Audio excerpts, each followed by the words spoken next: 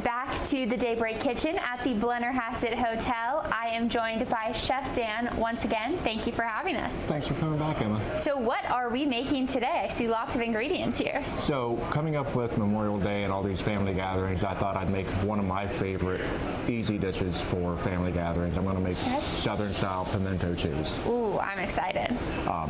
What I've got over here is about 8 ounces of cream cheese, half a cup of mayonnaise, 2 cups of shredded cheddar cheese, some garlic powder, onion powder, and I use roasted red peppers because pimento is actually harder to find, but a pimento is just a mild red pepper, so these work in a pinch. I'm going to start with the cream cheese and the mayonnaise in the blender,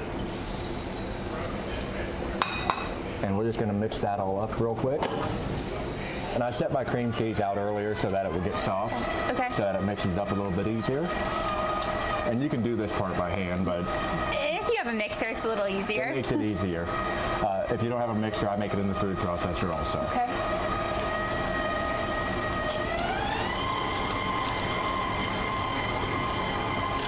And it doesn't take much.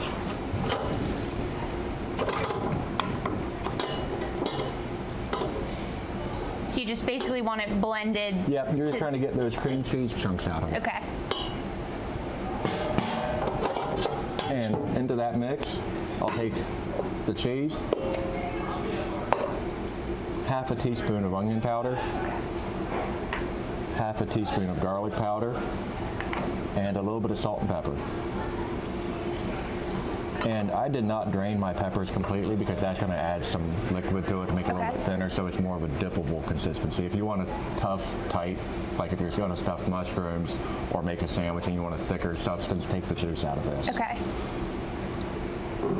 And from there, I'm just going to use my hand to mix it up. If you don't have gloves, use a whisk or a spatula. Okay. And so with this amount, how many people would you say this serves? This would be enough for a gathering of, 6 to 8 people. Okay. If you want to double this, it doubles just easily. It makes a great burger topping. I can see that. If I do burgers on the grill in the summertime, I'll put this on top of some of the burgers just to give something different. There was a restaurant down south that was famous for its crab cake sandwiches. And it was a crab cake grilled cheese made with pimento cheese. Ooh, so you can go back and find that crab cake recipe that we did a couple weeks ago. Absolutely, absolutely. My niece actually calls me when I'm down there and says, "Will you bring one home with you?" And that's it. That's all. That's it. Okay. So we'll plate this up and I'll get some items out to dip it with. Okay. Well, we will come back once he gets that. Obviously, super quick, super easy. So we will have that taste test right after the break.